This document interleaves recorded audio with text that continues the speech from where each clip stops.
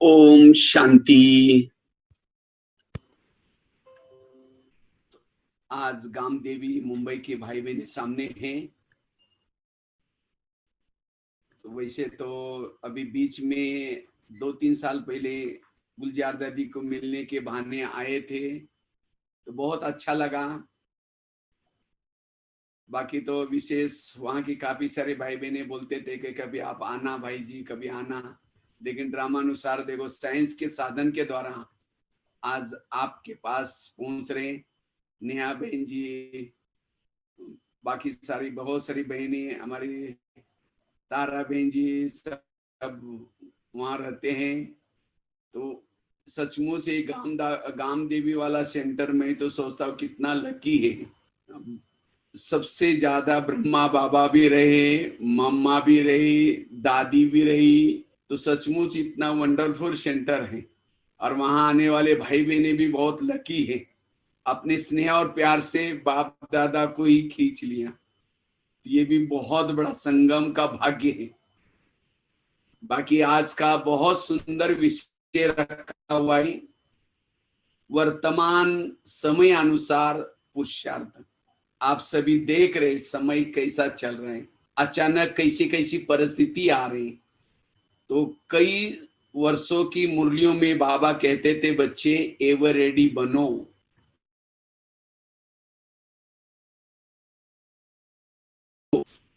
तो वास्तव में वर्तमान समय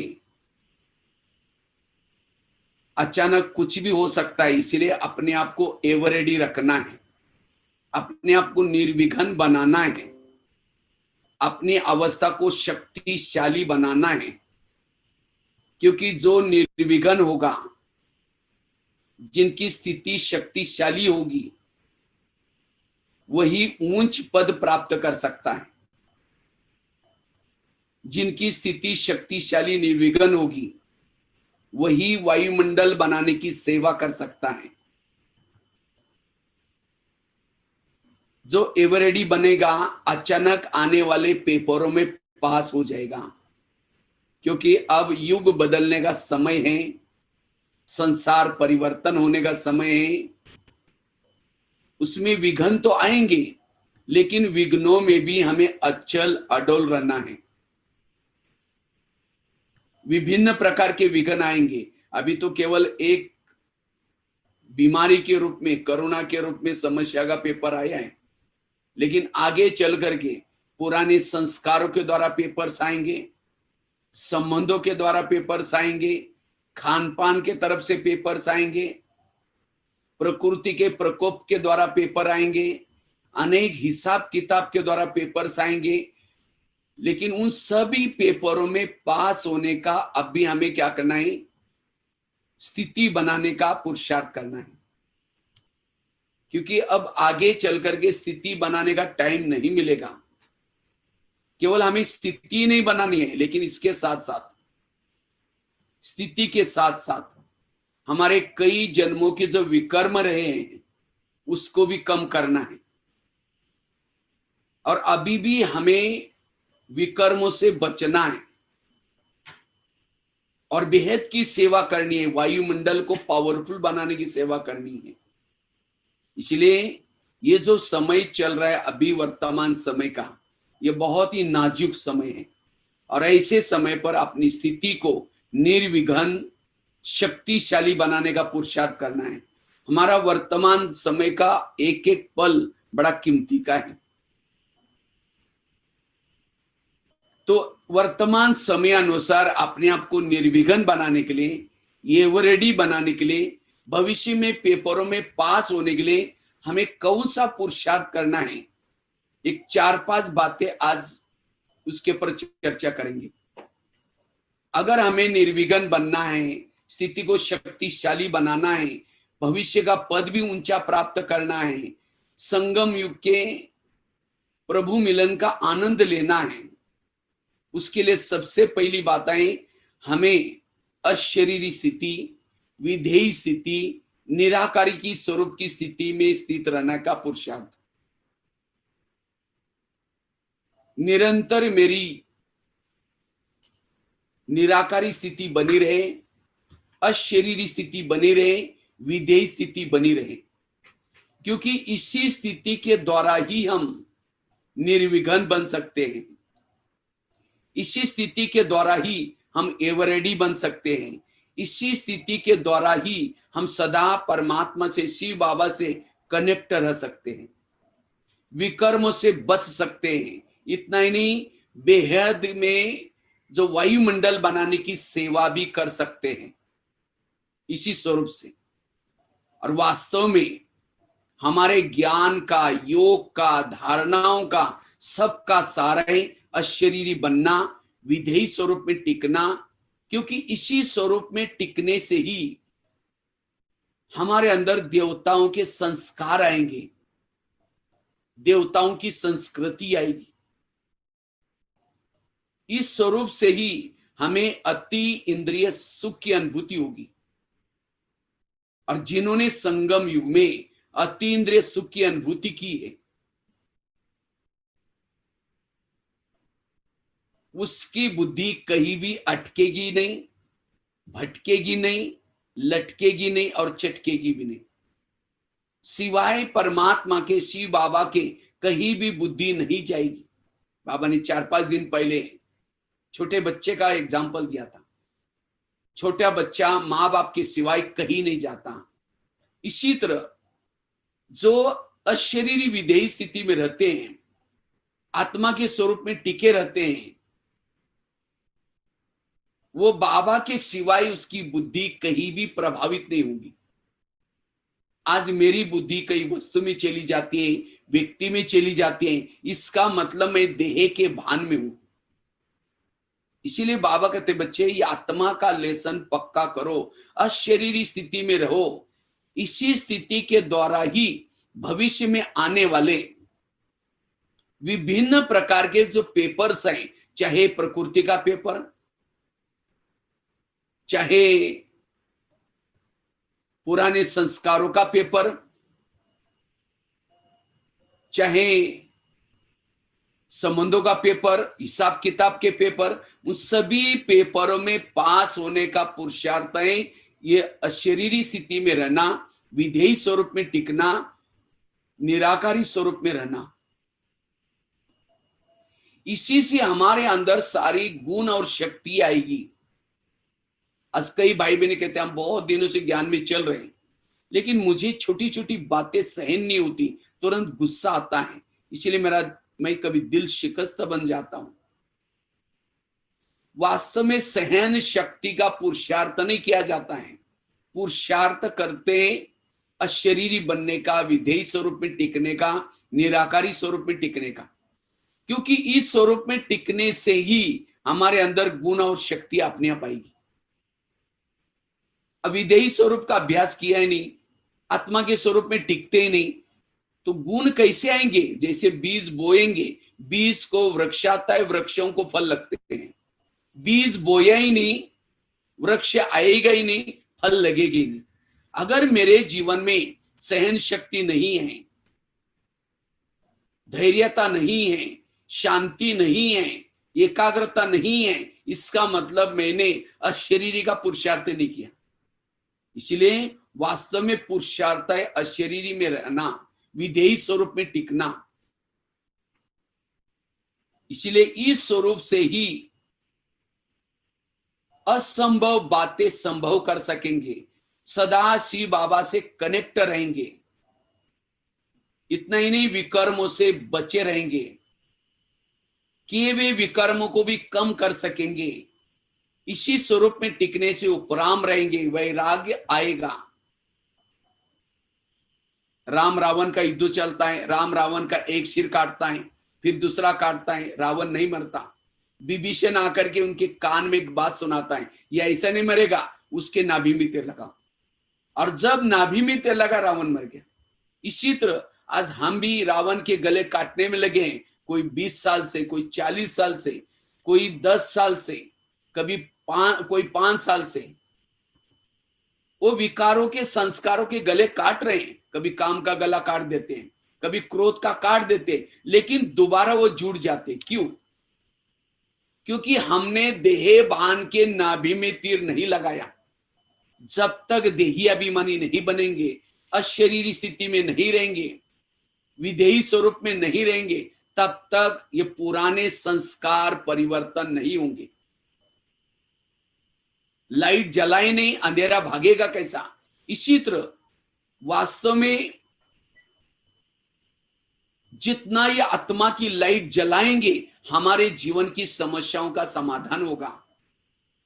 जो निराकारी स्वरूप में अशरीरी स्थिति में टिकाते हैं, उसके जीवन में समस्या आएंगी, प्रॉब्लम आएंगे, लेकिन समस्याओं का समाधान करेगा।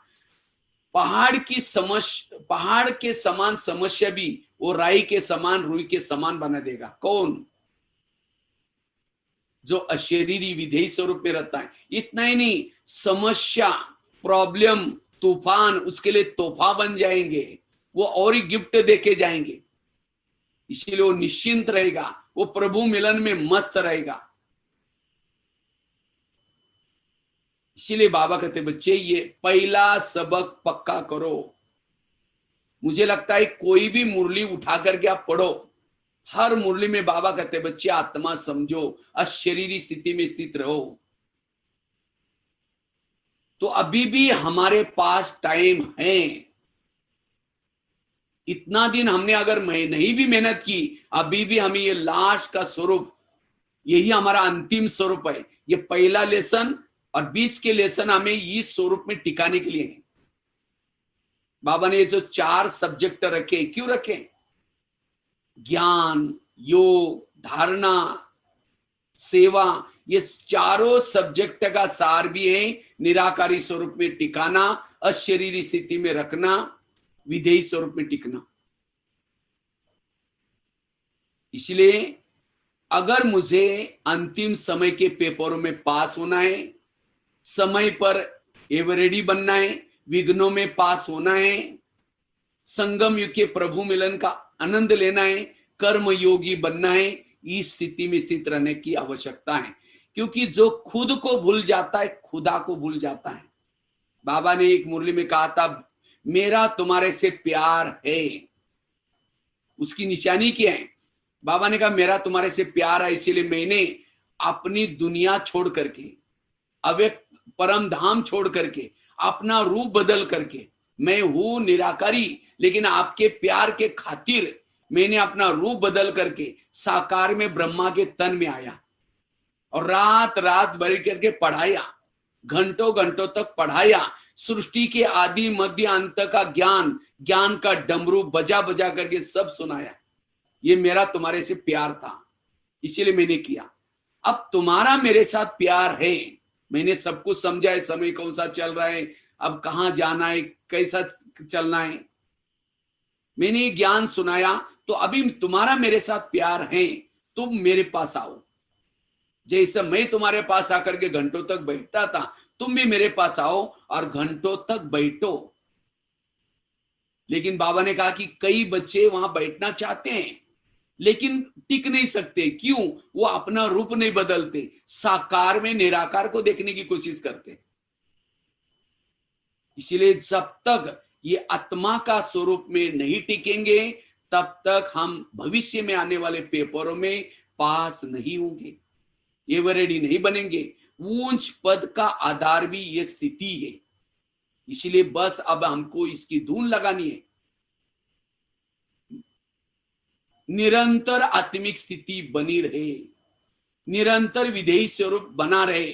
और जब हमारा ये स्वरूप बना रहेगा, तब हमारे अंदर गुण दिखाई पड़ेंगी, विशेषता दिखाई पड़ेंगी, हमारे चाल चलन में बदलाव दिखाई पड़ेगा।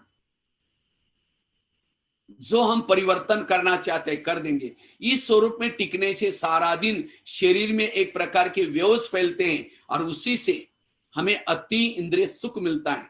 जैसे कोई जिलेबी खाता है, उसके सामने मुरमुरा रखो, कहेगा नहीं नहीं इतनी अच्छी चीज खाई, अब मुझे मुरमुरा नहीं चाहिए।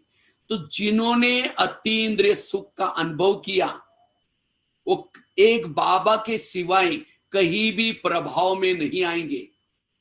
निरंतर योगी बनने के लिए बाबा के ऊपर प्रभावित होने की जरूरत है। क्योंकि जहां बुद्धि प्रभाव में जाती है, मन भी चला जाता है। कई तो योग में बैठे तो भी योग नहीं है, क्योंकि बुद्धि के ऊपर कोई बातों का प्रभाव है। इसलिए ये अशरीरी स्थिति का अनुभव, विधेय स्वरूप का पुरुषार्थ, ये बड़ा जरूरी है। तो इस स्वरूप में सदा हम टिके रहें, इसीलिए संकल्पों की बचत, पवित्रता की धारणा, 7 स्वरूपों का अभ्यास, सोमानों के अभ्यास, जितना ये करेंगे उतना 7 स्वरूप, ये जो आत्मा का स्वरूप है, विधेयी स्वरूप है, वो बना रहेगा। आज कई कहते मुझे पुरुषार्थ के लिए टाइम ही नहीं मिलता। उनका कहां टाइम चला जाता है? देह भान में होने के कारण उनका टाइम वेस्टर है। जो इस अशरीरी स्थिति में टिकाते हैं, विधेयी स्वरूप में टिकते हैं, वो रात को सोए हैं तो भी उनका योग लगा हुआ है, रास्ते में चल रहे तो भी उनका योग लगा हुआ है, वो निरंतर उनका टाइम सफल हो रहा है। कृष्ण अर्जुन को कहता है, हे अर्जुन, हे पार्थ, अब तुम सूर्य बनो, सूर्य।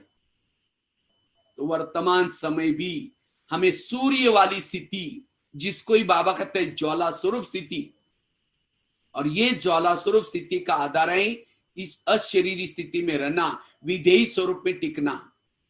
और मैंने कोई क्लास नहीं कराओ, लेकिन हमने भी जब ज्ञान में आए, जिस दिन जैसे बहन जी अभी अनुभव सुना रहे थे, मैं वैसे तो महाराष्ट्र में सांगली जिले में एक छोटे से गांव में जन्म हुआ। 11 साल स्कूल नहीं गए थे, 11 साल के बाद गए। तो टीचर ने पहले दिन 5वीं कक्षा में बिठाया, तो रोज जब जाना शुरू किया, घर वालों ने मना किया, अपने पास पैसा नहीं जाना। तो हमने कहा बिना पैसे का पढ़ूंगा। तो मैं क्या करता था, रद्दी से डायरी लाता था, पानी से धुलाई करके फिर लिखता था। ऐसे करके पढ़ाई कर रहे थे। तो 9वीं कक्षा में उसी रद्दी में ब्रह्मा कुमारी का किताब मिला, प्रदर्शनी का, और उसी से ज्ञान को समझ लिया। 2 साल तक ऐसे ज्ञान में चलते थे, सेंटर वगैरह गए नहीं थे, कोई गीता भाषा में नहीं गए थे। तो 10वीं के बाद फिर मैंने क्या किया, ITI का कोर्स करने के लिए बड़े शहर में गए थे। तो वहां 1 साल पढ़ाई की। 1 साल के बाद अचानक वहां ब्रह्मा कुमारी का कोई कार्यक्रम चल रहा था, और उसके बाद वहां गीता भाषा चालू हुई। तो मैं पहले दिन गीता भाषा में गया। तो पहले दिन जब गया तो उसी दिन मुरली चल रही थी, पूरी मुरली थी आत्मा के ऊपर। बच्चे आत्मा समझो, आत्माभिमानी बनो, ये ऐसी पूरी मुरली सुनी। जब मैं मुरली सुना, मुरली सुनने के बाद फिर बाहर आया, मुझे लगा यहाँ ब्रह्मा कुमारी का मेन मुख्य लेसन है आत्मा। तो मैंने अपने हाथ पर भी लिख करके रखा है, शायद ये मैं आत्मा हूं, इसी हाथ पर भी लिखा। हमने इस ज्ञान में आने के बाद और कोई पुरुषार्थ नहीं किया, बस ये आत्मा हूं। और वो भी लिखा है, शिव बाबा याद है। 1-2 बात तो आज भी बाबा ने शायद इसको याद भी किया। बाबा ने कहा कि शिव बाबा याद है, वर्षा ले रहे, ये लिख करके रखो, अपने बहा पर लिख करके रखो। तो उसी समय हमने, जिस समय ज्ञान में आए थे, इस समय लिखा था। और हमने इस आत्मा के ऊपर ज्यादा से ज्यादा मेहनत की। कहा मैं पुलिस वालों से देख करके डरता था, 2 शब्द भी नहीं सुना सकता था, लेकिन इसी एक पुरुषार्थ से आज बाबा ने कहां पहुंचाया, कभी हमने सोचा भी नहीं था। इसलिए हमें ये पुरुषार्थ करना है, इसी से हमारे जीवन की समस्याओं का समाधान होगा। हमारे जीवन में जो प्रॉब्लम है, संस्कारों के प्रॉब्लम है, ये परिवर्तन होंगे। इसलिए मुख्य है ये पुरुषार्थ। दूसरा पुरुषार्थ है वर्तमान समय अनुसार हमें अपने आप को परिवर्तन करना है, निर्विघ्न बनाना है। उसके लिए रोज हमें अपने इंद्रियों पर निगरानी रखनी है, स्वराज्य अधिकारी बनना है। ब्रह्मा बाबा ने 2 पुरुषार्थ किया। ब्रह्मा बाबा ने एक तो आत्माभिमानी आत्मा का पुरुषार्थ, बाबा दीवार पर लिखते थे, मैं आत्मा हूं, जयशोदा आत्मा है, ये आत्मा आत्मा आत्मा। बाबा ने इस पुरुषार्थ की धुन लगाई। दूसरा बाबा ने जो पुरुषार्थ किया, बाबा ने रोज अपने इंद्रियों का दरबार लगाते थे। बाबा की डायरी मिली थी और उस डायरी में लिखा था रोज कैसे बाबा दरबार लगाते थे। बाबा ने इस 2 पुरुषार्थ के द्वारा ही नारायण का पद प्राप्त किया। तो हमें भी कोई नया पुरुषार्थ नहीं करना है। हमारे मम्मा ने किया, हमारे बाबा ने किया, दादियों ने किया, हमें वही बातों को करना है। इसलिए वर्तमान समय अनुसार अगर हमें निर्विघ्न बनाना है, स्वयं को शक्तिशाली बनाना है, तो ये स्वराज्य अधिकारी बनने का पुरुषार्थ करना है। हमारे जीवन के प्रॉब्लम का कारण, हमारे जीवन में विघ्नों के कारण, समस्याओं का कारण, संस्कारों का कारण हम कोई और नहीं, हमारी खुद की कर्मेंद्रिय, जिसको ही बाबा के शब्द में बाबा कहते बच्चे, चैरिटी बिगेन्स एट होम। आप अपने घर को सुधारो। घर मतलब लौकिक नहीं, शरीर आत्मा का पहला घर है। तो क्या इस घर में रहने वाले ज्ञान में चलते हैं? आंखें ज्ञान में है, कान ज्ञान में है, मुख ज्ञान में है। जिसकी हर इंद्रिया ज्ञान में चलेगी, उसके जीवन में परिवर्तन नजर आएगा। कि ये माता बड़ी अच्छी है, ये भाई बहुत अच्छा है। अच्छा है मतलब क्या? उसका इंद्रियों पर शासन है। इसलिए ये लॉकडाउन का समय चल रहा है। कहते हैं लॉकडाउन में घर में रहो, परिवार में रहो, परिवार के साथ रहो। इसी तरह इस लॉकडाउन के दौरान हमें भी अपने शरीर रूपी घर में रह करके एक एक इंद्रियों से बातें करनी है। इस माया के युद्ध में केवल आत्मा ज्ञान में चलने से विजय नहीं बनेंगे। जब तक इस कर्मेंद्रियों का सहयोग नहीं है, तब तक इस युद्ध में विजय नहीं बनेंगे। आज हम कभी पराजय हो जाते हैं, संस्कारों के अधीन हो जाती है, गलती हो जाती है, उसका कारण है कर्मेंद्रिय की मजबूरता, कमी। इसीलिए स्वराज्य अधिकारी बनने की जरूरत है। जो स्वराज्य अधिकारी बन करके इस कर्मेंद्रिय को ईश्वरीय नियम प्रमाण चलाता है, वो सुखी है, वही सदा संपन्न स्थिति का अनुभव कर सकता है। इसीलिए स्वराज्य अधिकारी बनने की जरूरत है। कई कहते हैं सतयुग कब आएगा, अब कितने दिन बाकी है, कृष्ण कब जन्म होगा। बाबा कहते हैं बच्चे, पहले सतयुग अपने अंदर बना दो। सतयुग का गायन है एक धर्म, एक राज्य, एक भाषा, एक कुल, एक मत। तो क्या मेरा आत्मा का इस बॉडी पर शासन है? एक धर्म धारणा है, मन कुछ और सोच रहा है, बुद्धि कुछ और जा रहे, कान कुछ नौका पानी के ऊपर से चलेगी, पार कराएगी, नौका के अंदर पानी आएगा, डुबा देगी। जो इंद्रियों को चलाता वो पार हो जाता है, जिसको इंद्रिया चलाते वो डूब जाता है। इसलिए स्वराज्य अधिकारी बनने की जरूरत है। और जितना स्वराज्य अधिकारी बन करके रहेंगे, उतना मायाजीत बन सकेंगे। अभी कुछ दिन पहले हम लोगों ने 15 अगस्त मनाया, स्वतंत्र दिन। तो वास्तव में अंग्रेजों से स्वतंत्र तो हम हो गए, लेकिन अब होना है इन विकारों से स्वतंत्र। जैसे भारत में अलग अलग शासन था, नवाबों का शासन, और आए उन्होंने क्या किया, अंग्रेज लोगों ने उनसे दोस्ती की, पूरा देश के ऊपर शासन करना शुरू किया। इसी तरह शरीर भी हमारा एक देश है, इंडिया है, और इसमें आत्मा बुरकुटी में रहता है राजा। इस शरीर में कई नवाब है, कान, मुंह, आंग, या अपना अपना शासन है। तो माया आती है, इन कर्मेंद्रिय के साथ दोस्ती करती है, कान के साथ की, मुंह के साथ की, आंखों के साथ की। और इसीलिए आज हमारे जीवन के जो प्रॉब्लम है कर्मेंद्रिय के कारण। इसीलिए एक एक इंद्रिया अपनी ड्यूटी एक्यूरेट करें। नहीं तो कहते ना, अंधेरी नगरी चौपट राजा, टके से रबाजी टके से काजा। इस नगरी का राजा स्वयं, उसके अंदर जोचे हो रहे हैं। इसी तरह हमें रोज इनके ऊपर निगरानी रखनी है, हर इंद्रियों पर निगरानी। और जिसकी स्वराज्य अधिकारी स्थिति है, परिस्थितियां बाहर कितनी भी विकराल हो, लेकिन अंदर अगर स्वराज्य अधिकारी स्थिति है, वो निर्विघ्न है, वो शक्तिशाली है। जैसे पहले जमाने के राजा एक किले में रहते थे, और किले के कई दरवाजे रहते थे। कोई भी आता था, उसकी पूछताछ होती थी, क्यों जा रहा है, किसी लिए जा रहा है, क्या काम है।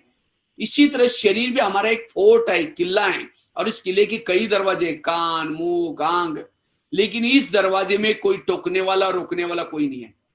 इसीलिए कोई भी व्यर्थ बातें आती हैं, कान व्यर्थ सुन लेता है, आंखें व्यर्थ देख लेते हैं, मुख व्यर्थ बोल देता है, प्रॉब्लम निर्माण होते। इसलिए हमें रोज क्या करना है, अपने स्वराज्य अधिकारी बनकर के इंद्रियों का दरबार लगाना है। और जितना इंद्रियों का दरबार लगाएंगे उतना मायाजीत बनेंगे। जो हमारे पुराने संस्कार कभी जागृत हो जाते हैं, किसके कारण होते हैं? कर्मेंद्रिय के कारण। जब तक इस कर्मेंद्रियों के अंदर का विकारों का आकर्षण खत्म नहीं होगा, तब तक मायाजीत नहीं बन सकते। अधीन वाला कभी अधिकारी नहीं बन सकता। आज कई माताएं कहते हैं, बच्चे मेरे सुनते ही नहीं है, पति मेरा सुनता ही नहीं है। जिसकी इंद्रियां नहीं सुनती उसका कोई नहीं सुनेगा। इसलिए मेरी हर इंद्रिया मुझ आत्मा राजा का रिगार्ड रखे और मेरे हित का ही काम करे, वो है स्वराज्य अधिकारी। और जितना स्वराज्य अधिकारी बनेंगे, हमारे में परिवर्तन दिखाई पड़ेगा। ये है परिवर्तन का आधार। ये वर्तमान समय पुरुषार्थ करने की जरूरत है। अगर हमारी कमियां रह गई, परिवर्तन नहीं कर पाएंगे। तो कैसे हमें इंद्रियों से बातें करनी है? अमृत वाला योग करने के बाद एक एक इंद्रियों से बात करो, कान से बात करो। हे मेरे कान, तुम मेरे इस राजा के शान हो। अगर तुम ना होते, मैं ईश्वरीय महावाक्य कैसे सुनता? इसीलिए हे कान, तुम्हारा बहुत बहुत धन्यवाद। और मैंने तुमको बॉर्डर पर रखा है, लेकिन आजकल तुम मुझे धोखा देते हो। तुम मेरा खाते हो, मेरे राज्य में रहते हो, मुझे धोखा देते हो। इसीलिए आज तक जो हुआ उसको मैं भूल जाता हूं। लेकिन आज रात को सोने से पहले फिर मैं दरबार लगाने वाला हूं। अगर उसमें कुछ तुमने गलत सुना, मैं तुमको सजा दूंगा। और ये भी नहीं समझना मुझे कुछ पता ही नहीं चलता। आजकल मैं इस शरीर रूपी किले के चारों तरफ से शीशी कैमरे का प्रबंध किया। शीशे, मेरा बुद्धि रूपी नेत्र खुला हुआ है, मुझे सब पता चलता है।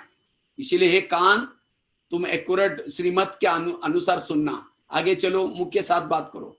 हे मुख, तुम में मेरे इस राजा के शान हो। अगर तुम ना होते, मैं ईश्वरीय महावाक्य दूसरों को कैसे सुनाता? मुझे तुम्हारे द्वारा बहुत दुआएं मिल रहे, लेकिन कभी कभी तुम मेरे आत्मा भाई का अपमान करते हो। इसके कारण मेरे आत्मा रूपी भाई मेरे से रूठ जाता है, दूरियां बनती है। क्या मैंने तुमको इसीलिए रखा? अगर तुम करेगा, मैं तुमको सजा दूंगा। आगे चलो, आंखों के पास। ये आंखें, मुझे 84 जन्म में बहुत सारे आंखें मिली, लेकिन तुम्हारे जैसे भाग्यशाली आंखें कोई नहीं मिली। तुम्हारे द्वारा मैंने सत्यम शिवम सुंदरम को देखा है। क्या परमात्मा को, प्रभु को देखने के बाद तुम्हारा पेट नहीं भरा? तुम इस संसार की व्यर्थ बातें क्यों देखते हो?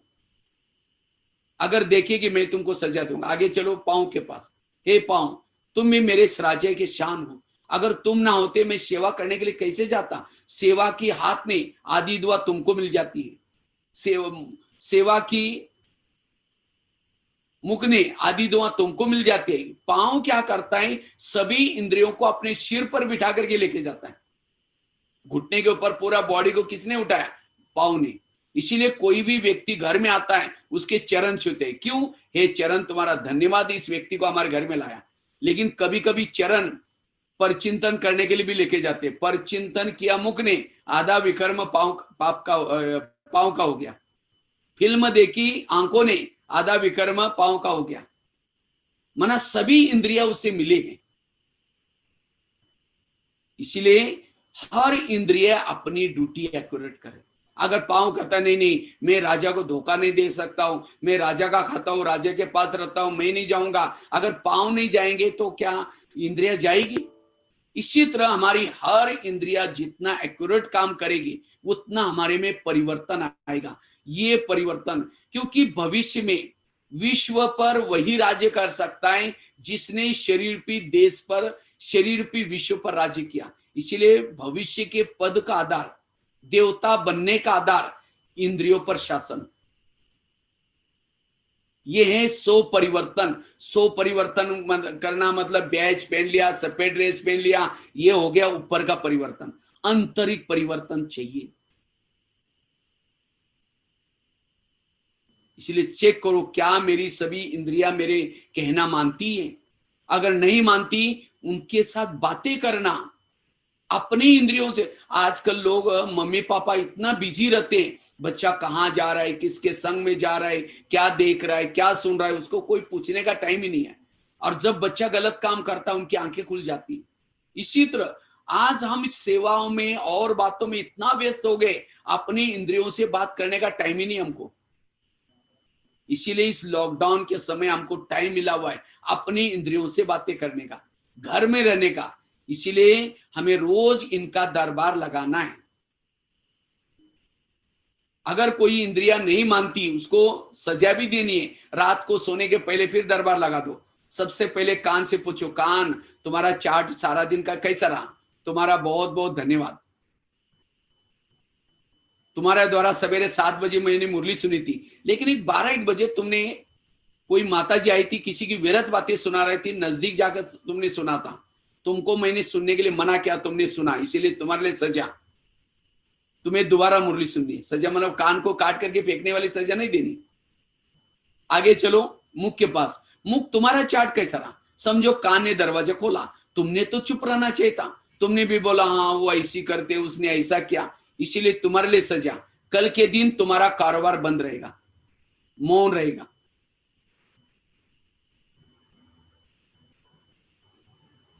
आगे चलो आंखों के पास। क्या आंखें, तुम्हारा चार्ट कैसा रहा?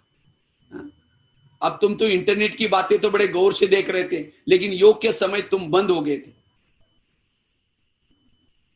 तुमने अपनी ड्यूटी ठीक नहीं, इसीलिए तुम्हारे लिए सजा। तुम्हें 1 घंटा योग करना है। ये है स्वराज्याधिकारी। और जिन्होंने स्वराज्याधिकारी बने वो निर्विघ्न बनेंगे, वो शक्तिशाली बनेंगे। नहीं तो अंधा पीस रहा है और कुत्ता बैठ करके खा रहा है।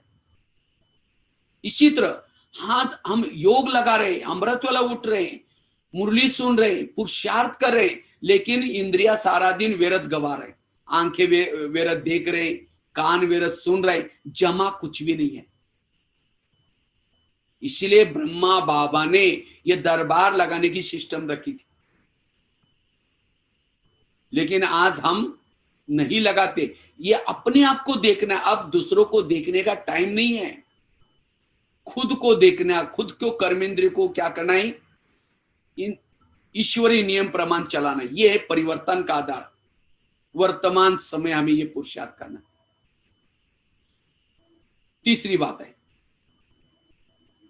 वर्तमान समय अनुसार अगर स्थिति को निर्विघ्न बनाना है, शक्तिशाली बनाना है, स्वयं में परिवर्तन लाना है, उसके लिए समर्थ संकल्प, पॉजिटिव संकल्प चलाने की जरूरत है। जितना समर्थ सोचेंगे, पॉजिटिव सोचेंगे, उतना हमारी स्थिति शक्तिशाली बनेगी, उतना हमारे अंदर परिवर्तन आएगा, उतना हम समय अनुसार एवर रेडी बन सकेंगे।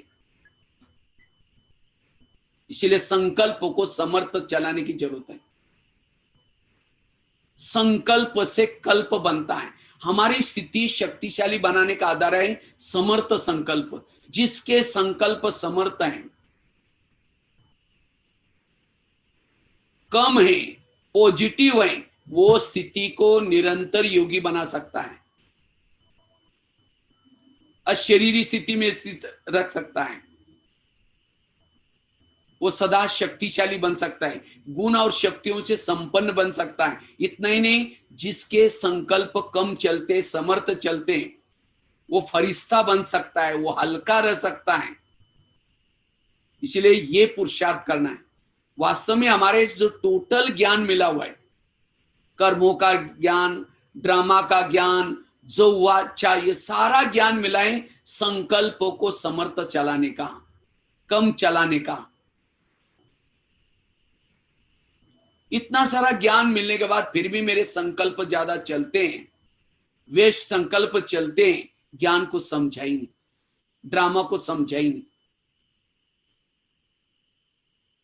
और आजकल तो जो कोरोना की समस्या ही है, उसके अंदर तो हर एक को संकल्प ज्यादा चलते होंगे। अरे मेरा बिजनेस का क्या होगा, मेरे दुकान का क्या होगा, मेरे बच्चों के पढ़ाई का क्या होगा, क्या होगा, क्या, कई समस्या के संकल्प। लेकिन ऐसे समय में भी हमें संकल्प में स्थिर रहना है। वैसे ही कहा जाता है, ये जो कोरोना की समस्या है, ये बीमारी से बचने के लिए हमारी ह्यूमैनिटी पावर अच्छी चाहिए, रोग प्रतिकात्मक शक्ति अच्छी चाहिए। लेकिन जितना तनाव में आएंगे, टेंशन में आएंगे, ज्यादा सोचेंगे, घबराएंगे, डरेंगे, चिंता करेंगे, उतनी हमारी इम्यूनिटी पावर कम हो जाएगी। इसीलिए वर्तमान समय अनुसार हमें सदा समर्थ सोचना है, पॉजिटिव रहना है।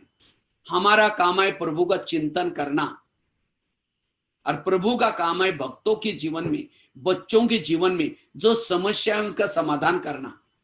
लेकिन कभी कभी हम प्रभु के ऊपर विश्वास नहीं रखते, और उसके कारण अपनी समस्या का खुद ही सोचना शुरू करते हैं। जब खुद सोचेंगे, प्रभु कहेगा अच्छा ये मेरा काम कर रहा है, मैं बीच में क्यों जाऊं। फिर कहेंगे बाबा मदद नहीं करता। क्यों नहीं करता? क्योंकि बाबा का काम हम खुद कर रहे हैं। इसलिए मेरा काम है अपने आप को चुप रखना। वर्तमान समय no question, no correction, no quotation, no opposition, मन चुप। और जिनका मन चुप रहता है वो समर्थ है, वो शक्तिशाली है, वो निर्विघ्न है। क्योंकि संकल्प से वृत्ति बनती है, संकल्प से दृष्टि बनती है, संकल्प से व्यवहार बनता है, संस्कार बनते। सारा खेल संकल्प का, संकल्प से सारा कल्प ही चलता है। आकाश के चंद्रमा को पानी में देखना है, पानी स्थिर चाहिए। परम धाम के परमात्मा को मन में देखना है, हमारा मन स्थिर चाहिए।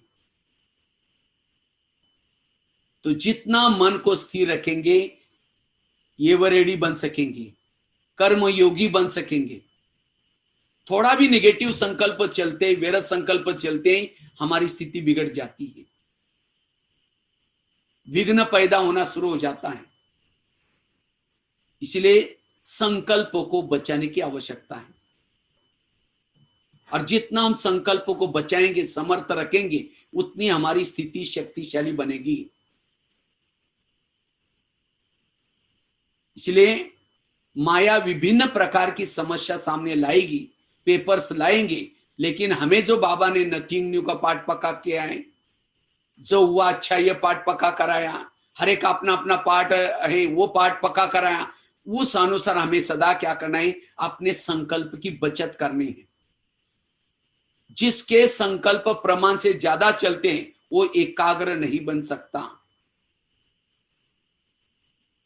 इतना ही नहीं, योग में बैठा, लाल लाइट चल रहा है, गीत बज रहे हैं, तो भी आत्मचिंतन, परमात्मा चिंतन के बजाय अगर व्यर्थ संकल्प होंगे, वो योग भी नहीं कर सकता, सोमान में नहीं टिक सकता, स्वधर्म में नहीं टिक सकता। इसलिए संकल्प समर्थ, पॉजिटिव, और संकल्प का असर बुद्धि के ऊपर होता है। जितना प्रमाण से ज्यादा विचार चलाएंगे, संकल्प चलाएंगे, उतना बुद्धि रूपी आईने के ऊपर एक प्रकार की धूल आती है। और जिसके बुद्धि रूपी आईने के ऊपर धूल है, धूल वाले बुद्धि में ना परमधाम दिखता है स्पष्ट, ना परमात्मा दिखता है, ना आत्मदर्शन होता है। फिर कई कहते योग में बैठते हैं, कुछ दिखता ही नहीं है, तब फिर बुद्धि भटकेगी, मन भटकेगा। क्यों? क्योंकि संकल्प व्यर्थ चले। इसीलिए वर्तमान समय हमें संकल्प को कम चलाना है, समर्थ चलाना है, पॉजिटिव चलाना है। जिसके संकल्प ज्यादा चलते हैं, मानसिक बीमारियां पैदा होती है।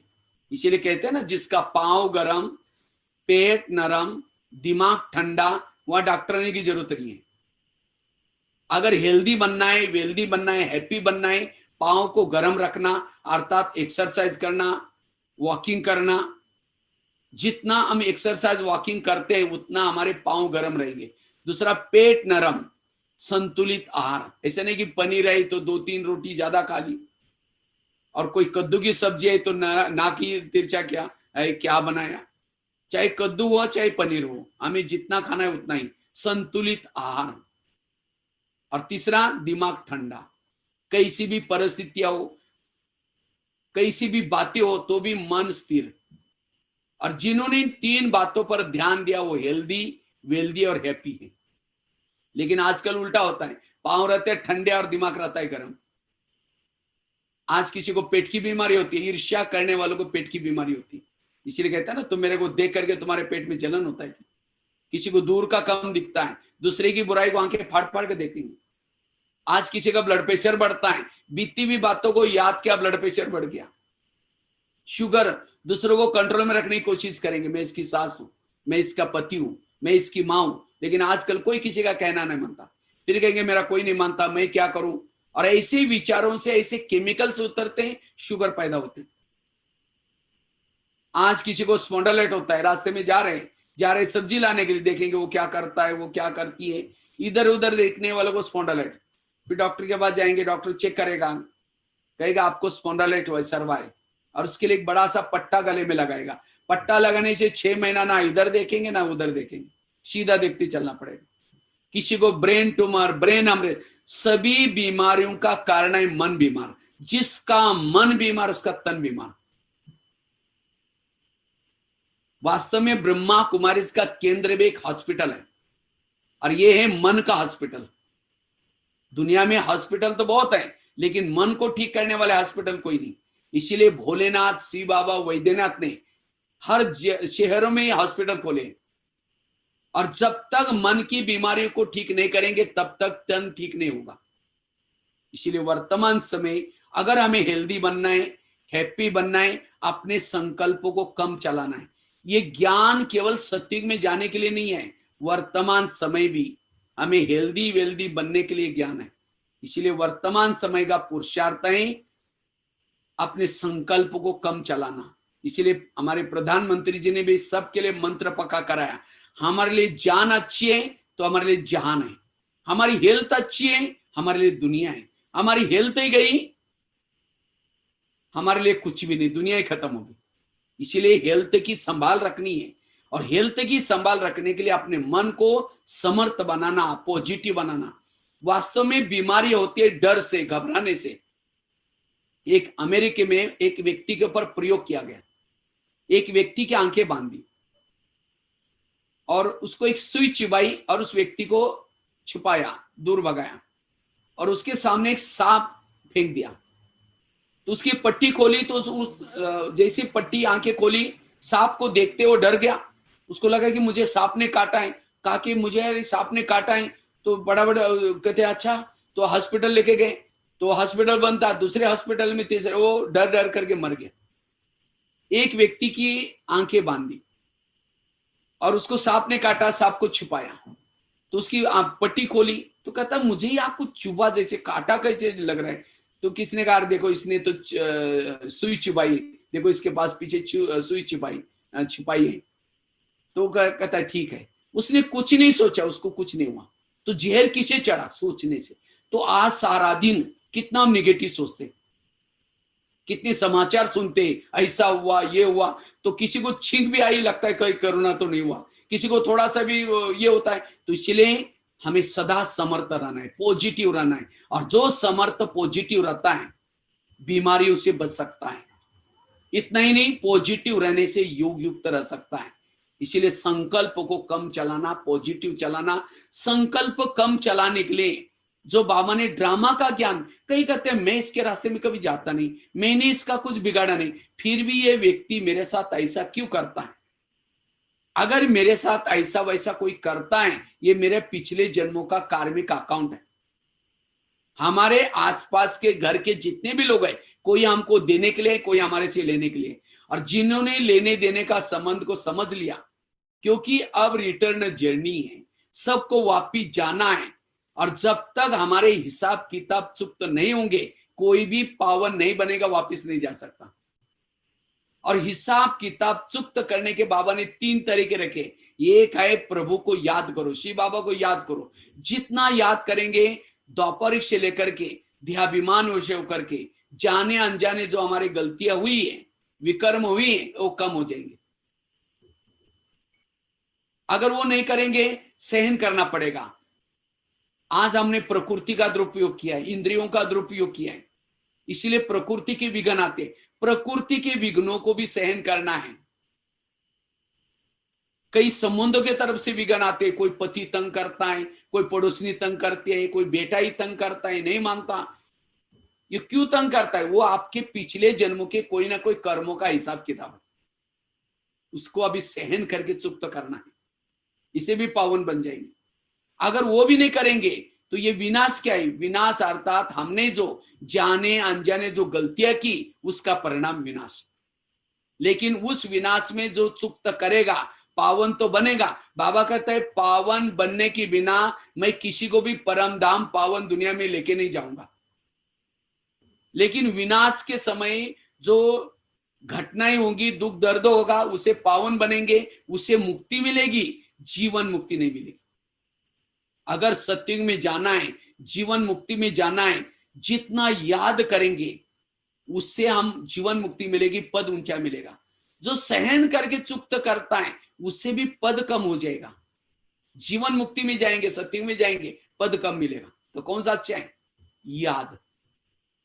इसलिए अब बाबा कहते बच्चे निरंतर योगी बनो, निरंतर बाबा को याद करो। हम याद नहीं करते, इसलिए जीवन में कभी कभी विभिन्न प्रकार की समस्या आती है। और समस्या आती है तो भी समस्या में हल्का रहना है। जो समस्या के समय पॉजिटिव रहता है, समर्थ रहता है, प्रभु के ऊपर विश्वास रख करके चुप रहता है, सहन करता है, वही समस्या उसके लिए वरदान बनेगी। तूफान भी तोहफा बन सकता है। जो समस्या के समय ज्यादा सोचता है, निगेटिव सोचता है, विरस सोचता है, वही समस्या उसको ले अभिशाप बन सकती है, डुबा भी सकती है, लूट भी सकती है। इसलिए संकल्पों को कम चलाने पर ध्यान। बच्चे ने गिलास गिराया, इतना गुस्सा करेंगे, तेरे को अक्ल नहीं, तुम कमा के लाओ तो पता चलेगा। गिलास था 10 रुपए का, गुस्सा करेंगे, हार्ट में प्रॉब्लम आएगा, 10 लाख रुपए का ऑपरेशन करना पड़ेगा। बस स्टैंड पर गए, बस गई, इतना निगेटिव सोचेंगे, देखा मेरा टिफिन नहीं दिया इसलिए मेरी बस गई, देखो कैसा होगा। क्या क्या बस सोचने से वापिस आएगी? बस भी गई, संकल्प भी चले।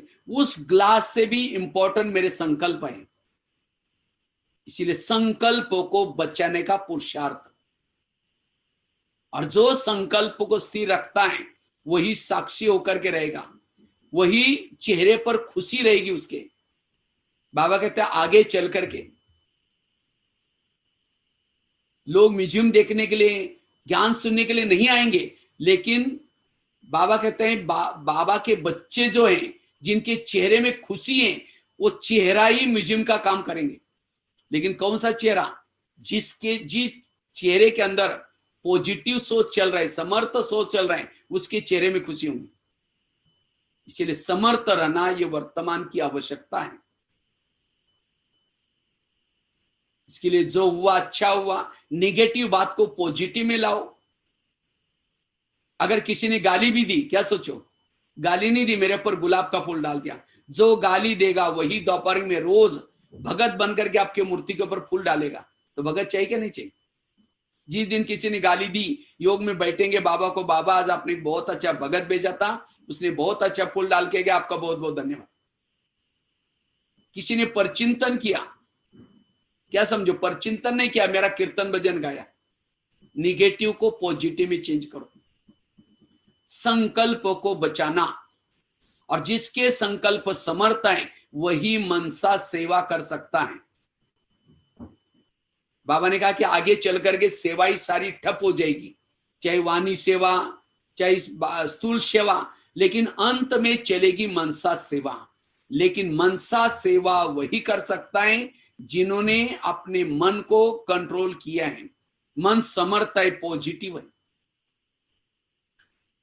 इसलिए सकारात्मक सोच, समर्थ सोच, यह है वर्तमान समय का पुरुषार्थ। इससे हम कर्म योगी बनेंगे। जिसके सोच ही निगेटिव है, व्यर्थ है, योग में बैठा है तो भी योग नहीं लगेगा। लाल लाइट चल रहा है, गीत बज रहा है, शुरू करेंगे मैं आत्मा हूं, शांत स्वरूप हूं, फिर कहेंगे मेरे को उन्होंने क्यों बोला, फिर कहेंगे ठीक है छोड़ो कोई बात नहीं, मैं आत्मा हूं, शांत स्वरूप हूं, फिर कहेंगे 15 दिन पहले भी तो बोला था, फिर कहेंगे ठीक है मैं आत्मा हूं, शांत स्वरूप हूं, फिर कहेंगे सबके बीच में क्यों बोला, बोलना तो अकेले बोलना चाहिए।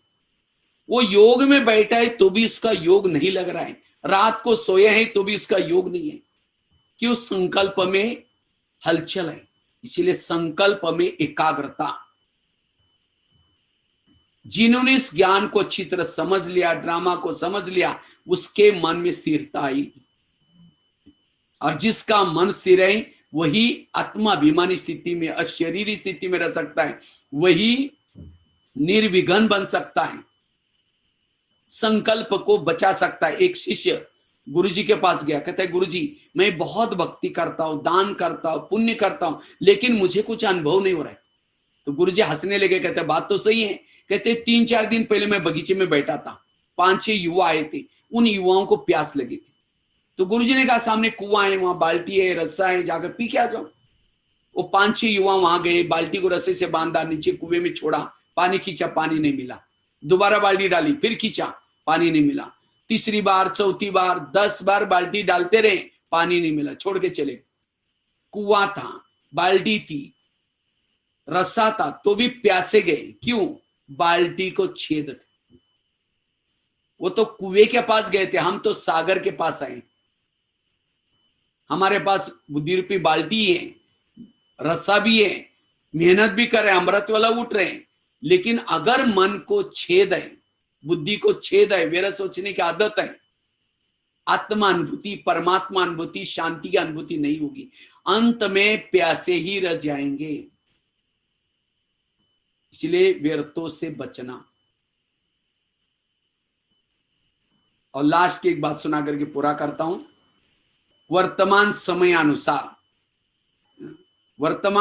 अनुसार हमें अपनी स्थिति को शक्तिशाली बनाने के लिए, निर्विघ्न बनाने के लिए, एवरेडी बनाने के लिए, स्वयं के परिवर्तन करने के लिए कौन सा पुरुषार्थ करना है, ये टॉपिक था। तो पहला पुरुषार्थ बताया अशरीरी स्थिति में रहने का, विधेयी निराकारी स्वरूप में स्थित रखने का। दूसरा बताया अपने इंद्रियों पर शासन करने का पुरुषार्थ। तीसरा बताया संकल्प को समर्थ और पॉजिटिव रखने का पुरुषार्थ। और चौथा है योग को विधि पूर्वक करने का पुरुषार्थ, तपस्या करने का पुरुषार्थ। आज भी बाबा ने कहा कि तकदीरवान बच्चे, याद की यात्रा, जो याद में रहते हो वही तकदीरवान बच्चे। मुरलियों में 2 बातें विशेष रिपीट होती है, एक आत्मा समझो और दूसरा याद की यात्रा करो। ये टोटल ये 2 बड़ा इंपॉर्टेंट है, क्योंकि याद करने से आत्मा की बैटरी चार्ज हो जाती है। सिवाय याद के हमारा कोई भी और कोई इलाज नहीं जो बैटरी चार्ज हो जाए। ज्ञान भी किसी लिए, योग के लिए। हम जो ज्ञान सुनते हैं किसी लिए सुनते हैं? ज्ञान सुनने से हमारा मन बुद्धि हल्का रहेगा, जिसे योग लगेगा। लेकिन केवल बिना ज्ञान के योग भी नहीं लगेगा। अगर मन भारी है, बुद्धि भारी है, मन भटक रहा है, तो योग कैसा लगेगा? इसीलिए ज्ञान भी जरूरत है और साथ में योग इंपॉर्टेंट है। थियरी केवल 1 घंटे की होती है और प्रैक्टिकल होता है ज्यादा समय का। इसी तरह ज्ञान 1 घंटे का है, लेकिन उसको सारा दिन हमें क्या करना है? उसको प्रैक्टिकल में करना है। इसीलिए वर्तमान समय अनुसार अगर स्वयं को संपन्न बनाना है, जन्म जन्मांतर की आत्मा की प्यास को बुझाना है, प्रभु मिलन करना है, इसके लिए तपस्या करना है। ये जो लॉकडाउन का समय मिला है, हमें तपस्या करने के लिए मिला हुआ है। क्योंकि इतना दिन तो बहाना करते थे, नहीं दीदी जी, बच्चों की परीक्षा चल रही, बच्चे स्कूल में जाते हैं, दुकान खोलना पड़ता है, जॉब करना पड़ता है, लेकिन अब कोई बहाना नहीं। इसलिए जितना तपस्या करेंगे उतना हमारे जन्म जन्मांतर के विकर्म कम हो जाएंगे, विकर्म से बच जाएंगे। इतना ही नहीं, प्रभु मिलन का हम अतीन्द्रिय सुख का अनुभव कर सकेंगे। याद से ही हमारे अंदर की इंद्रियों के अंदर जो विकारों का आकर्षण है वो खत्म होगा, इंद्रियां शीतल बन जाएगी। जितना याद करेंगे उतना अंदर से मन गाएगा, पाना था सब पा लिया, मुझे कुछ नहीं चाहिए। मन बुद्धि की भटकन याद से खत्म होती है। और जिन्होंने इस ज्ञान को, समय को, सबको समझा, वो सदा उसकी बुद्धि का लंगर इस दुनिया से हट जाएगा, बुद्धि का लंगर एक बाबा की तरफ जाएगा। इसीलिए याद, लेकिन वो याद करने का आधार है मन बुद्धि। हमें मन और बुद्धि की संभाल रखनी। जो सारा दिन मन बुद्धि की संभाल रखते, वो याद की यात्रा सफल बना सकते हैं, वो कर्म योगी बन सकते हैं। जैसे आजकल का मोबाइल का जमाना है, मोबाइल को चार्ज करते कैसे करते, प्लग के पास लाकर रखते हैं, दोनों तारे डालते हैं, स्विच चालू करते हैं, तब बैटरी चार्ज हो जाती है। इसी तरह आत्मा की बैटरी को चार्ज करने के लिए हमें क्या करना है, मन और बुद्धि की दो तारों को परमधाम में बाबा के साथ ज्वाइन करना है। अगर हम मन बुद्धि हमारी इधर ही भटक रहे हैं, हमारी बैटरी चार्ज नहीं होगी, हमारी आत्मिक स्थिति नहीं बनती, कर्म योगी नहीं बनते। इसका मतलब मेरा जो 1 घंटे आधा घंटे का योग किया, उस योग में मन बुद्धि भटक रही थी। इसीलिए मन बुद्धि को यथार्थ लगाना, और जितना ऐसा याद करेंगे उतना हम पावन बनते जाएंगे। जितना याद करेंगे, हमारे अंदर जो विघ्न आते, समस्या आते, उसको सामना करने की हमारे अंदर ताकत आएगी, बल आएगी। इसीलिए याद की यात्रा जरूरत है। और खास तो अमृत वेला का योग, फिर क्लास के पहले का योग। भले अभी सेंटर पर नहीं जाते, लेकिन जो भी बहनों ने प्रबंध हमको किए हैं यूट्यूब के द्वारा, जो अलग अलग इसके द्वारा, टीवी के द्वारा, उस प्रबंध अनुसार हमें रोज की मुरली सुनना है। लेकिन मुरली सुनने से पहले आधा घंटा अच्छी तरह याद की यात्रा करनी है। नहीं तो कईयों का ये प्रॉब्लम है, कहते हैं हम मुरली सुनते हैं लेकिन याद ही नहीं रहती। क्यों? बिना योग करके मुरली सुनते हैं। जैसे खेती में बीज डाला, हल नहीं चलाया, उगेगा नहीं। इसी तरह जब तक ज्ञान के पहले हमें बुद्धि को तैयार नहीं करेंगे, तब तक याद की यात्रा नहीं होगी। इसलिए हमें रोज 15-20 मिनट योग करके फिर मुरली सुननी है। सवेरे सवेरे जो ये 3 चीजें करता, वो समर्थ बन जाता है। वो निराकारी स्वरूप में, अशरीरी स्थिति में, विधेयी स्वरूप में टिका सकता है। कौन? जिसका अमृत वेला अच्छा हुआ है, क्लास के पहले योग किए हैं और मुरली ध्यान से सुनी।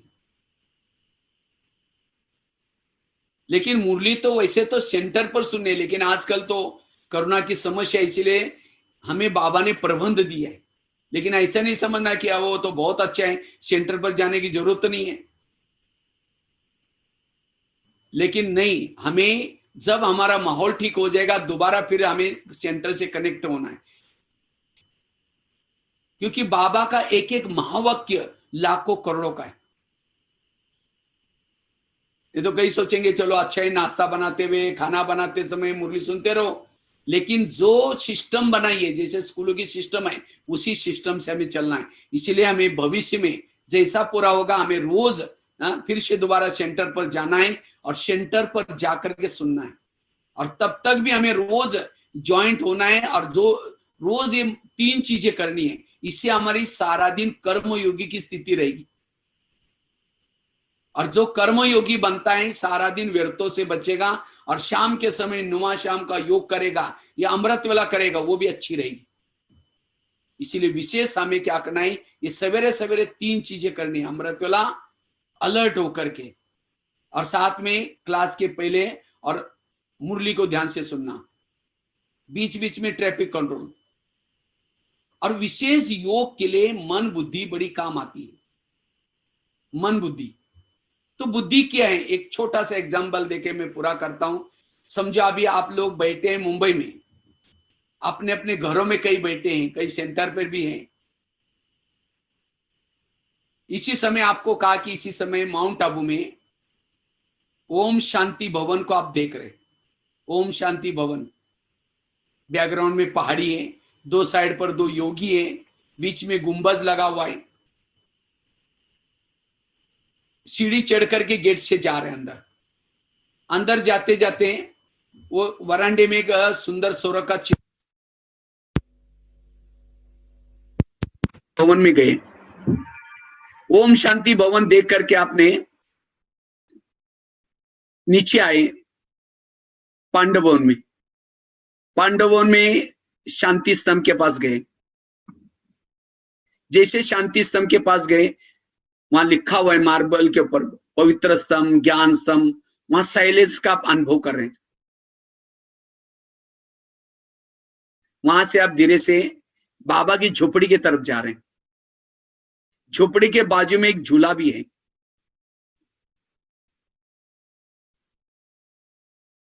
वहां से झोपड़ी में जैसे गए, एक बाबा का खत लिखता हुआ फोटो भी है। बाबा वहां बच्चों को पत्र लिखते थे गदीले पर बैठ करके।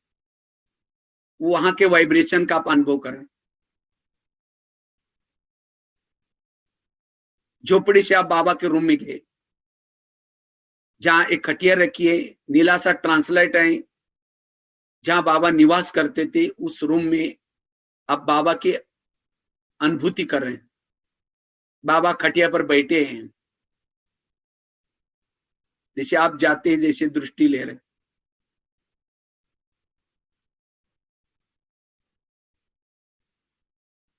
वहां से आप पीस पार्क में गए।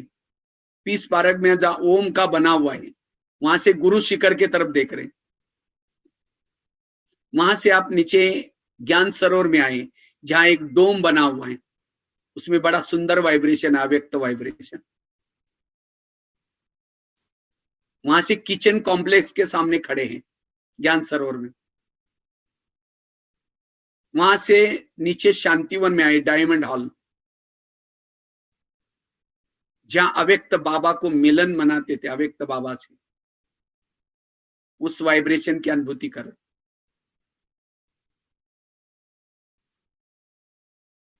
वहां से आप तपस्या धाम गार्डन में गए। वहां से पीछे मुड़ करके एक पहाड़ी पर देखा, पीछे, जिसमें ओम शांति लिखा हुआ है। तो अब अभी आए थे यहाँ, चारों धाम की यात्रा की आप लोगों ने।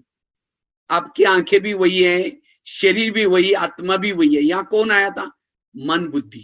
ये भी आपका योग यहाँ से। ऐसे ही हमें मन बुद्धि से ऊपर जाना है, जैसे उस पहाड़ी से ऊपर की तरफ जा रहे हैं, अव्यक्त वतन में जा रहे हैं। अव्यक्त वतन में ब्रह्मा बाबा बाहें फैला करके आपको पुकार रहे हैं। जिसे बाबा के नजदीक जाते, बाबा गले लगाते, आपको अनुभव कर रहे हैं।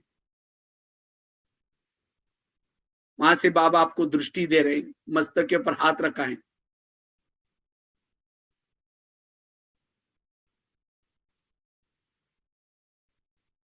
ज्योति बन करके ऊपर की तरफ जा रहे हैं, परम धाम में, मूल वतन में। जिस बाबा को मंदिर में ढूंढते थे, उस बाबा को सामने देख रहे, बुद्धि रूपी नेत्र के सामने। बाबा से मंगल मिलन मना करके फिर नीचे आ रहे। तो ऐसे हमें उस दृश्य, विजन, और जब तक बुद्धि के सामने ऐसे विजन नहीं होंगे, याद में स्थिर नहीं बैठ सकते। तो ऐसे, वैसा तो इसका तो बहुत लंबा टॉपिक है, कैसे हमें यथार्थ याद करनी है। तो जितना योग यथार्थ करेंगे, शक्तिशाली बनेंगे। और वो जो हम मंगल मिलन मना करके आते हैं, शक्ति अनुभव करते हैं, सारा दिन हमारी आत्मिक स्थिति बनी रहेगी, कर्म योगी की स्थिति रहेगी, और बुद्धि बार बार ऊपर की तरफ जाएगी, कहीं भी आकर्षित नहीं होगी। और इससे सारा समय हमारा सफल रहेगा। और जब बुद्धि परमधाम में बाबा को देखेगी, इससे हमारे अंदर सहन शक्ति आएगी, मान अपमान निंदा स्तुति में समान रहेंगे, और इससे वाइब्रेशंस भी अच्छे बनेंगे। इसी तरह में योग याद की यात्रा जितना करेंगे, उतना वर्तमान समय हम निर्विघ्न बन सकेंगे, शक्तिशाली बन सकेंगे, स्वयं को परिवर्तन कर सकेंगे। तो वर्तमान समय अनुसार इन 4 बातों का पुरुषार्थ हमें करना है। इन 4 बातों से हम निर्विघ्न बन सकेंगे। वैसे तो महाराष्ट्र में अभी गणपति का उत्सव आने वाला है। गणपति को कहते हैं गणेश जी विघ्न विनाशक।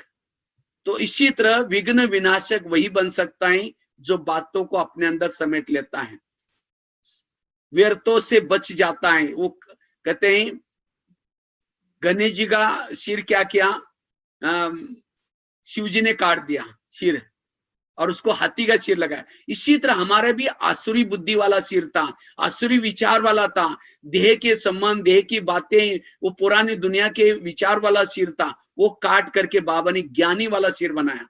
अभी हमारे अंदर ज्ञान की बातें हैं, इसीलिए अब हमें व्यर्थों से बचना है, छोटी छोटी बातों को बड़ी समझ करके देखना है, और व्यर्थ बातों से निर्विघ्न बनना है। और जितना निर्विघ्न बनेंगे, उतना शक्तिशाली बनेंगे, और भविष्य का भी पद ऊंचा मिलेगा।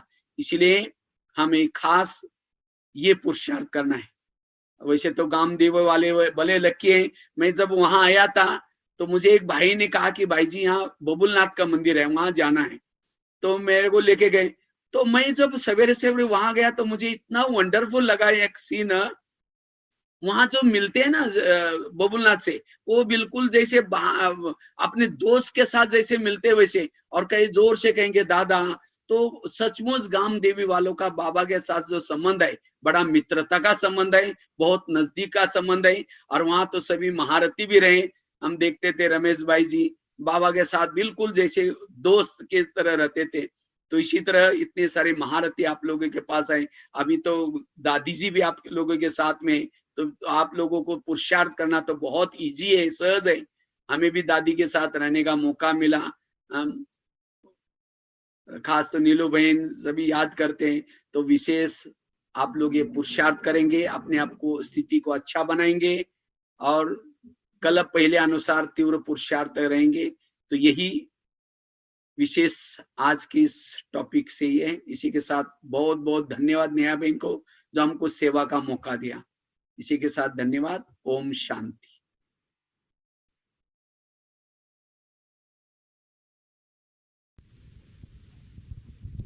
ओम शांति।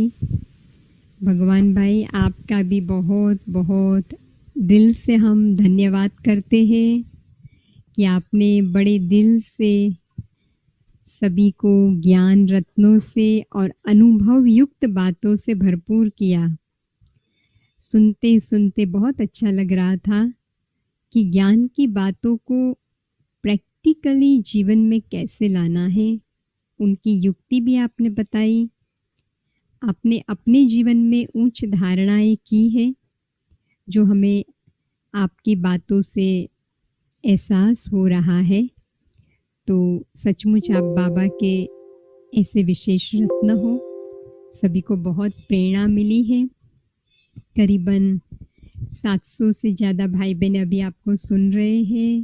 पूरे दिन में और भी ज़्यादा सुनेंगे। तो नीलू बेन, तारा बेन ने भी खास अभी आपको याद प्यार दिया है दादी की ओर से। तो हम सभी की ओर से भी बहुत बहुत आपको हम धन्यवाद देते हैं। और ख़ास हमारे बीच में प्रफुल्ल भाई जी आएंगे जो सारी फुलवारी की ओर से शुक्रिया करेंगे। दिल के भाव हमारे सामने रखेंगे प्रफुल्ल भाई। ओम शांति।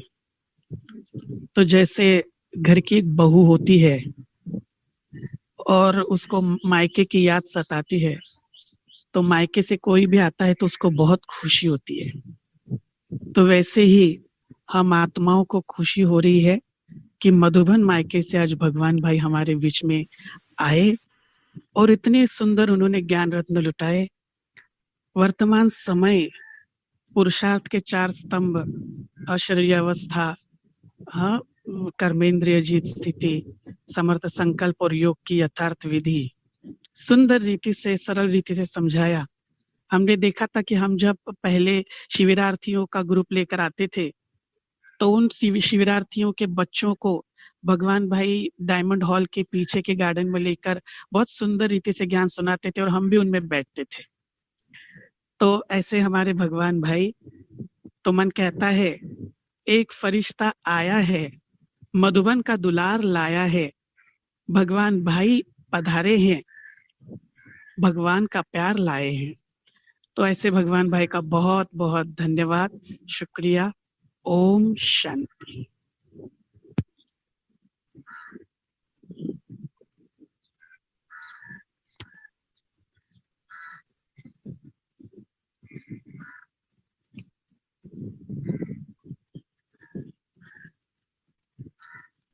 भगवान से मिला दिया, भगवान के साथ कैसे मतलब संबंध रखना चाहिए। आपने बहुत सबको एकदम भरपूर कर दिया। आपको बहुत बहुत थैंक यू। शुक्रिया भगवान भाई। अभी सबको भरपूर किया और आपने जो बातें बताई ज़रूर उस पे चल के सभी तीव्र पुरुषार्थ करेंगे। Thank you. अब बाबा को याद करिए। 2 मिनट।